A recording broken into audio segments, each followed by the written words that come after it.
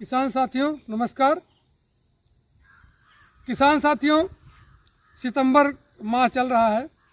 सितंबर माह में हम जो हमारी जाड़े की फसलें हैं, जिससे हम मुख्य रूप से सब्जियों की कौन कौन सी खेती है जिसको हम करके ज़्यादा से ज़्यादा आय प्राप्त कर सकते हैं, सितंबर माह में ही हम जाड़े की जो सब्जियां हैं रबी की, उसकी बुआई का प्रारंभ कर देते हैं। तो आज हम विस्तार से आपको बताएंगे कि कौन कौन सी ऐसी फसलें हैं जिनकी आप बुआई करें अगेती उसमें सितंबर माह में, तो ज़्यादा से ज़्यादा आप आय प्राप्त कर सकते हैं। तो उसमें सबसे प्रमुख जो आपकी सब्जी है अगेती सब्जी मटर। अगेती सब्जी मटर की अगर आप बुआई कर देते हैं सितंबर में, तो जब ये फसल इसके 60-65 दिन बाद इसमें उत्पादन प्राप्त होगा, फलियां बनेंगी, तो उस समय रेट जो है 60 रुपये, 70 रुपये, 80 रुपये किलो तक आपको मूल्य मिल जाएगा और आप प्रति एकड़ या प्रति इकाई क्षेत्रफल से आप ज़्यादा मूल्य प्राप्त कर सकते हैं। इसमें कुछ प्रजातियां हैं, जैसे अर्किल है, आपकी GS10 है, AP3 है, इसी तरह की और प्रजातियां हैं। इसकी पूरी खेती के बारे में हमने दूसरा वीडियो जो है आप अपलोड किया है, आप लोग उसको जो है जाके देख सकते हैं। दूसरी प्रमुख फसल है फूल गोभी। सितंबर के दूसरे मतलब सप्ताह से लेकर और अंत तक ही जो अगेती फसल होती है फूल गोभी की, उसकी रुपाई किसान भाई कर देते हैं। और ये फसल जब तैयार होती है तो उस समय बाज़ार में बहुत अच्छा मूल्य प्राप्त होता है, रेट अच्छा रहता है, ज़्यादा रहता है। तो आप इसको जो है कर सकते हैं। इसके लिए आपको अगस्त महीने में ही नर्सरी डाल देनी होगी और जब नर्सरी समझ तैयार रहेगी आप जो है आराम से बुआई करें, रुपाई कर देंगे। तीसरी प्रमुख फसल है जो फूल गोभी से मिलती जुलती है, ब्रोकली। ब्रोकली की खेती करके आप जो है आप सितंबर माह में ब्रोकली की रुपाई करके आप अच्छा मूल्य प्राप्त कर सकते हैं। जब ब्रोकली की फसल तैयार होगी तो उसकी क्वालिटी भी बहुत अच्छी रहेगी उस समय और अच्छा मूल्य प्राप्त होगा। तीसरी फसल है पत्ता गोभी। पत्ता गोभी की भी अगेती प्रजातियां हैं, उनकी आप रुपाई इस समय कर सकते हैं। अब हम लोग आते हैं साग के लिए। साग वाले उसमें कौन कौन सी सब्जियां हैं, जिसमें हम कौन कौन सी फसलें हैं जिनकी बुआई करके ज़्यादा आय प्राप्त कर सकते हैं। तो पहले नंबर पे है मेथी। मेथी अगर आप लगा लेते हैं इंटरक्रॉपिंग के रूप में, कुछ लोग गोभी के बीच में भी लगा लेते हैं एक लाइन, या कभी बैगन लगाए हैं, टमाटर लगाए हैं, उसके बीच में आप लगा सकते हैं मेथी।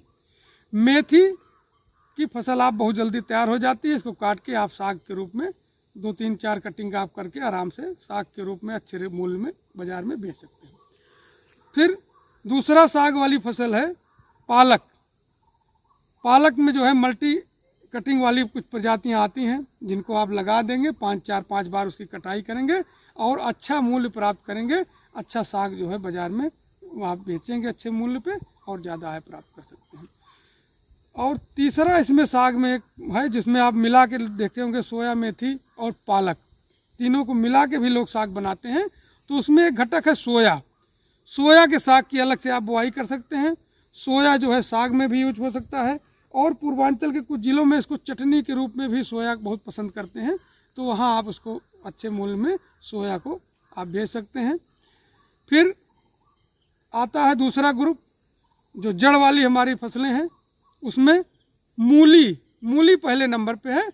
मूली की बुआई अगर आप मेड़ बना के, चूँकि थोड़ा सा वर्षा का समय रहता है तो कभी कभी पानी भर जाने से मूली ख़राब हो जाती है, तो मेड़ बना के, छोटी पतली पतली मेड़े बना के आप उस पर मूली की बुआई कर देते हैं, तो आप मूली प्रति एकड़ क्षेत्रफल में आप ज़्यादा उत्पादन भी पाएंगे और अच्छा मूल्य प्राप्त कर सकते हैं। मूली के साथ चुकंदर, इसी के अलावा जो है दूसरी फसल है अगली चुकंदर।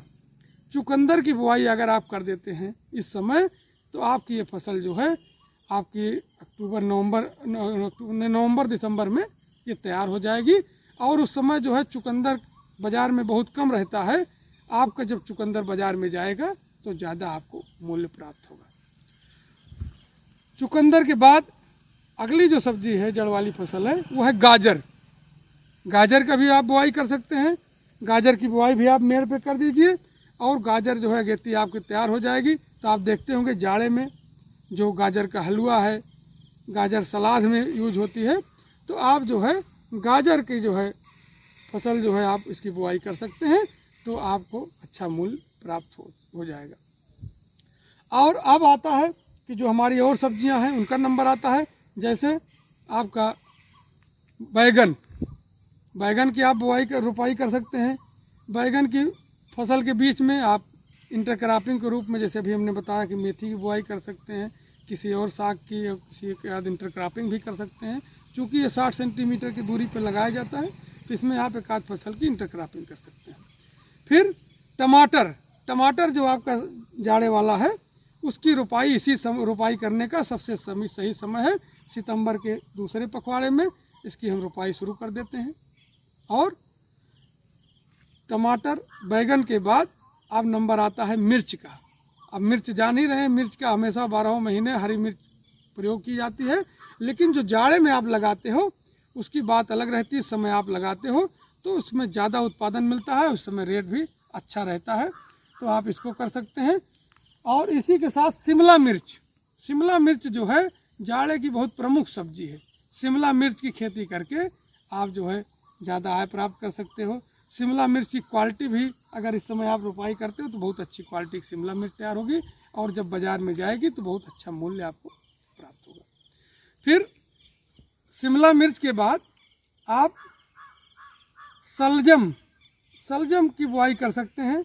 सलजम की भी बाज़ार में डिमांड रहती है। सलजम भी अच्छी क्वालिटी की सब्ज़ी है जो रबी के सीज़न में होती है, और इसको आप इस सितंबर में अगर बुआई कर देते हैं तो अच्छी फसल मिलती है। अच्छा जो है इसमें आप इसका मूल्य प्राप्त कर सकते हैं।